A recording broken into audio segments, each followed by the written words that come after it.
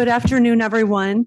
Thank you for attending the March Core Technology series. And I'm really excited today. We have Jeremy Mathews and Rael Henderson here from Pathology Core Facility to talk about the work that they're doing and how they can support your research. So welcome. Good afternoon, everyone. My name is Jeremy Mathews. I've been within the Lurie Cancer Center for 20 plus years within the Pathology Core Facility. And I have Rael Henderson with me, who is a manager of our clinical trials unit, who will be talking with you all as well. So we'll talk to you a little bit about the role of the Pathology Core Facility in human-based studies for research and clinical trials. The Pathology Core Facility is a centralized, comprehensive Lurie Cancer Center shared resource providing histology, immunohistochemistry, molecular analysis, and extraction, and microscopic evaluation services for human tissue-based studies. We facilitate basic translational and clinical research at Northwestern University with laboratories located downtown Chicago, Illinois. We're located on the 8th floor of the Olson Pavilion. We are a College of American Pathologists accredited laboratory via the Laboratory Accreditation Program, as well as the Biorepository Accreditation Program. We're also CLIA certified laboratory. We have a clinical trials unit that participates in industry-sponsored consortium, ECOG Akron, Alliance, and SWOG, as well as investigator-initiated clinical trials. We also house a robust biorepository that performs procurement of fresh specimens for biobanking purposes.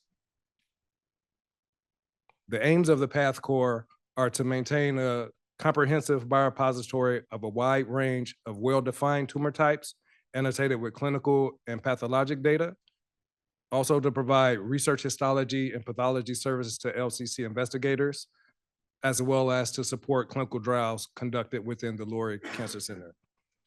The CTU collects, documents, process, and ships patient-derived materials as required for IRB-approved clinical trials conducted within the Lurie Cancer Center.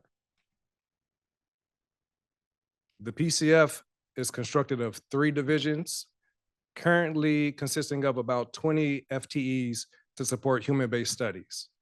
Our medical director is Dr. Craig Herbinski, and our laboratory divisions are the core lab, which houses a histology laboratory, a immunohistochemistry laboratory, a molecular and digital pathology laboratory, which is managed by our scientific director, Dr. Demarcon Gersel.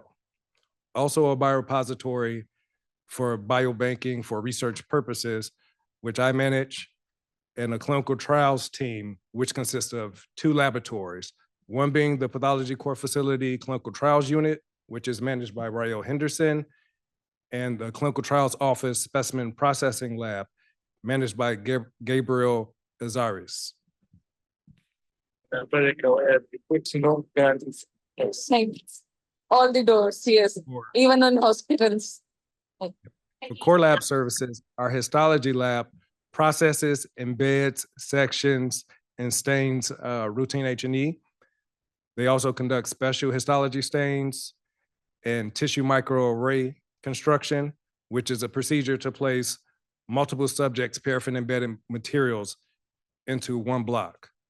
This allows for efficient and more cost-effective analysis of a tissue from multiple subjects. The number of cores in the block is dependent on the diameter size, be it a 0.6 millimeter core, 1 millimeter core, a 1.5 or a 2 millimeter core. With the max capacity, say for instance, with a 0.6, you can have somewhere 600, 700 plus slides or cores within one block. We also have a controlled tissue inventory of human cancer stored within the histology laboratory as well. We have a immunohistochemistry laboratory that does assay and antibody workup, as well as routine IHC and special double stains.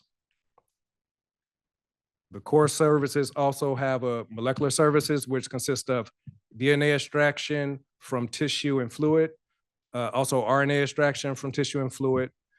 We utilize a QIAGEN QIAsymphony, which has the capability of processing up to 96 samples at a time. The molecular lab is also CLIA certified for human DNA and RNA services. We also have digital pathology services where we do digital imaging of physical H&Es and IT slides.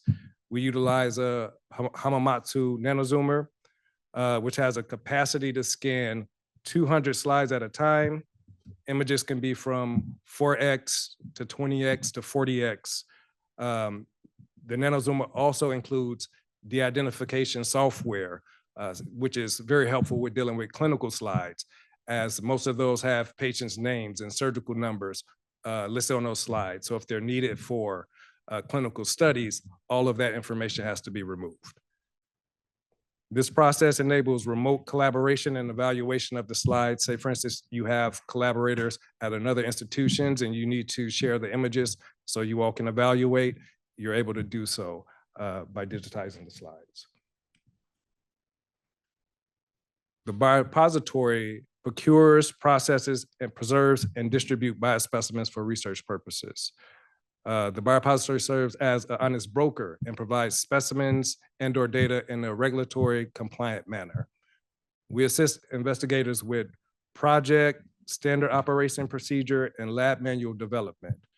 We also assist investigators with IRB submissions, be it a human subjects determination form or a biomedical research template. We provide specific path core language for handling the biospecimens and the data. We also assist with clinical specimen release committee applications, which is a method to receive clinical materials, be it blocks or slides, from NM Pathology. We assist with the informed consent process. We complete patient screening, consenting, and registrations in the various clinical trials management systems, be it Notice or Study Tracker. We also do specimen collection, processing, transportation, storage of specimens in liquid nitrogen or -80°C, room temperature, and distribute specimens for research projects. We capture our specimen-related data, annotations, and inventory in a laboratory information management system, which is called BSI, which I'll go into a little bit further in the slides.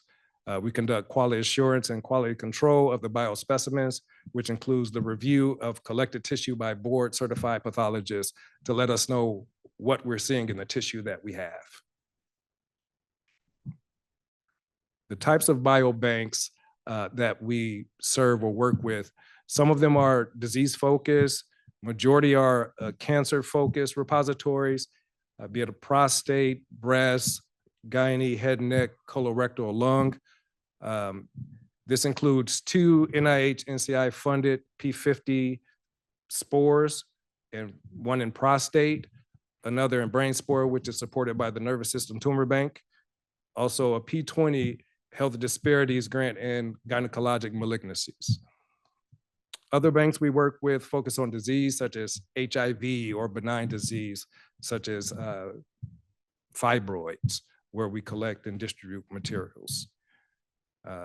There's also project-specific biobanks. These are typically investigator-initiated with specific aims. A portion of these studies contain future use language in the informed consent, which allows the remaining specimens to be banked after the specific aims of the study are met. There's also material-based biobanks. Say, for instance, we have a serum bank where there's serum that's been collected for 20 years or so, or DNA only bank or tissue bank. Majority of the biobanks collect, store, match normal and tumor tissue, as well as blood specimens, be it serum, plasma, buffy coat, or mononuclear cells. There are various methods to access the research or the clinical specimens. One being the Clinical Research Repository Disperser, which is a NU-developed centralized web-based system for investigators to view available cancer-focused clinical research repositories across Northwestern campus and to make requests for clinical data and/or samples. There's a link included for that website. There's also the NM Department of Pathology Clinical Specimen Release Committee, which is an NM Department of Pathology system to access the clinical archive materials for for research and clinical trial purposes, which includes formalin fixed, paraffin embedded blocks, stain slides, bone marrow. Also for fresh tissue studies, if you need to collect fresh tissue, it will have to go through that release procedure. Okay. I'll talk a little bit about the disperser system, which was developed internally by our informatics core, where you can log in and see the different repositories. So the basic process, after you log in, you can select which repository you want to make a request from. As you see from the picture, there's several listed, be it from the breast cancer or head and neck or prostate. There are some repositories listed, in which case you will enter your request details once you log in, your investigator, your protocol, your IRB number, attach any methods and justifications for your studies, also listing the data that you need to complete your study and the specimen types that you need as well. So I'll go briefly through that workflow. Once the request is submitted, the disperser administrator for the repository and the specimen coordinator and data coordinators will be notified via email that a request has been submitted. Once that's submitted to those teams, they'll be reviewed and contact the requester if any type of additional information is needed. So once that is settled, then the data coordinators will go through the EDW and reports linking with all the specimens to pull the type of clinical data that's needed and provide that information to the specimen coordinator. They also provide us with specimens within our repository that fit the criteria. So the data coordinators have access to all of our data. So we will then verify the specimens, update the status in the system, and then forward the request over to the disbursement committee, who will review it to approve, deny, or request additional information. So once this is all approved, the specimens and data are processed per your protocol and provided to the researcher. If additional work needs to be done within our laboratories, if you need any sectioning or staining, we'll complete that. Any molecular extraction, we'll do so, and then provide that to the researcher. If it's a fresh tissue request, we'll work with the team to distribute those samples on the day of collection to your laboratories in whatever media is requested, be it RPMI or any other type of media. So we utilize a laboratory information system to track all of our specimens.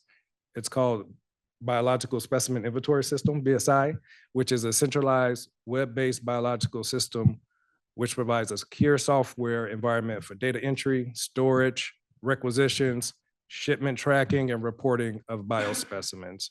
There's also another part of the BSI which we're rolling out called BSI Engage, which allows investigators to be able to view our inventory for their specific repositories where they serve as a PI in their study team. We collaborate with many offices and divisions within the Cancer Center and Northwestern, one being the Clinical Trials Office and the department study teams who consent patients for research and clinical trials purposes and send us requisitions letting us know these patients need their specimens collected and processed per the protocol. Also with the NM Department of Pathology, with the pathologists, pathologist assistants, and residents who assist with tissue grossing and collection for research and clinical studies, as well as perform pathology review of the clinical and research slides that need to go out, be it for industry studies or for research studies. We also work with the Quantitative Data Sciences Core clinical informatics team to extract and provide clinical data for subjects consented to biobanking protocols. They extract information via the EDW. The team also uploads our BSI inventory into the EDW, which is a great addition to the process because now when they run the report, you can see what's housed on the clinical side, what's housed on the research side, and all linked to the clinical data. So when the requesters need to make, say for instance, you're doing a project and you need frozen tissue and you need blood, but you also need paraffin tissue, you'll be able to see all of that.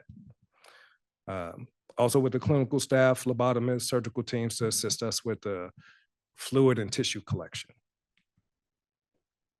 All right, now I'm going to turn it over to Rayo Henderson to talk to you all a little bit about the clinical trials services. Rayo. All right, thank you all. Good afternoon, everybody. My name is Rayo Henderson. I'm the research lab manager for the clinical trials unit. The CTU coordinates with the Lurie Cancer Center Clinical Trials Office and developmental study teams in the review of and initiation and conduct of the IRB approved clinical trials. Our services include study budget review, review of new protocols and amendments prior to IRB submission, laboratory manual development for NU IIT studies, the completion of clinical specimen release committee applications, specimen kit construction and delivery, specimen procurement for both the archival tissue submissions as well as fresh tissue and collection and submissions, specimen processing, and specimen shipping per IATA standards. Here's a chart of our workflow. Typically, trials start with the archival tissue. So as we receive a request for archival tissue, whether it be here at NM or at outside institutions, upon receipt of that requisition, we then will start to request those materials. If additional work needs to be done, they're then brought back to the lab. These materials are either sectioned or sectioned and stained and then submitted to the central lab for further analysis. Upon the receipt of those results, then that will determine the patient's track on the study, whether it be meeting the inclusionary criteria or just providing a baseline for the studies for the patient on the trial. The next type of request is a fresh tissue requisition. These come in, and for fresh tissue biopsies, a member of the CTU team is present just to guide the radiology team as to what materials needed for the trial. And then ensure that those materials are collected in the correct media, whether it be formalin, RPMI, or need to be flash frozen upon collection. Once these materials are collected, they are then brought back to the lab and then sent to the receiving labs for further analysis per the sponsor standards.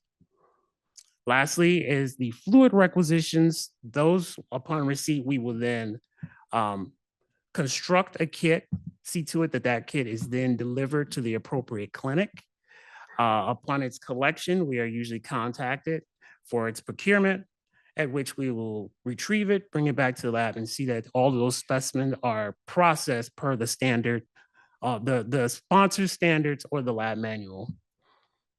At that time, we, upon the completion of that processing, then those specimens are then shipped to the appropriate central lab for further analysis. The clinical trials unit also utilizes the BSI system. Currently, we're using it mostly for NU IITs or investigator-initiated trials, but we're also extending it to some of the consortium studies or any of the studies that require long-term storage of specimen on or within our bank. We also use electronic or EDC tools such as metadata rave for the logging and submission of materials, ECOG STS or sample tracking system for ECOG Akron specimen, SWOG STS, and like stated before, also the BioMS system. So in summary, the pathology core facility is a centralized, comprehensive Lurie Cancer Center shared research, which facilitates basic translational and clinical research at Northwestern University. The facility provides clinical trials and biorepository support, histology, immunohistochemistry, molecular analysis and extraction, and microscopic evaluation services for human tissue-based studies. You see here, we have the contact information for our leadership, our director, Dr. Craig Orbinski, our scientific director, Demarcon Garcelle, myself, Rael Henderson, Jeremy Mathews, the research project manager for the biorepository, as well as Gabriel Azarias with the CTU specimen processing laboratory. We also have the link for our website above. All right. And that sums it up if anyone has any questions.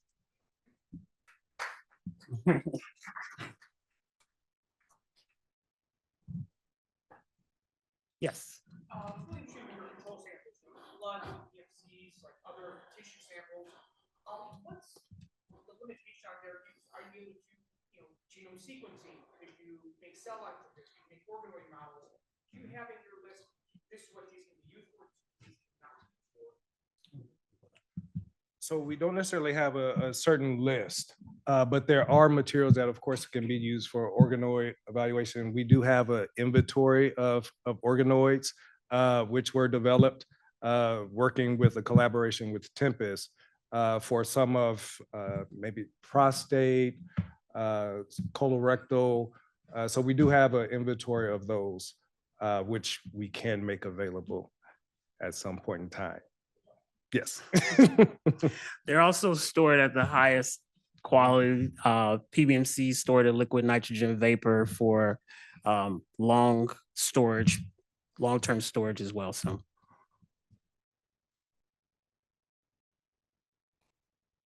Any other questions? Yes. If we have bank samples and we want to store them in your facility rather than ours, what's the cost of that? So we do have a price for keeping storage or keeping boxes within there, within the PathCore. The price, I believe, is somewhere around maybe $8 or so per box. And it's a per year rate as well. There is a retrieval fee as well to withdraw those specimens, which is, of course, much cheaper if you're withdrawing the whole box versus going for individual specimens. Yes. Do you happen to have a certain number of boxes that you need stored? I have 6,000 in my microscope. Okay. I'm gonna keep most of them. Okay. But because there's a mix, it's not cost effective, but pull this one vial now. Okay.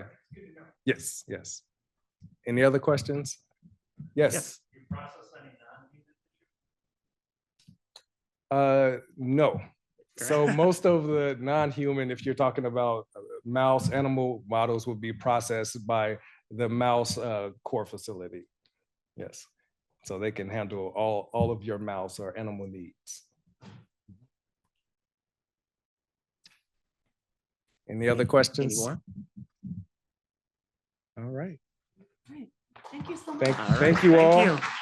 This is a picture of our team on the bridge, as I know many of us has pictures on this bridge. But this is the PathCore team. Thank you all. All right. Thank you.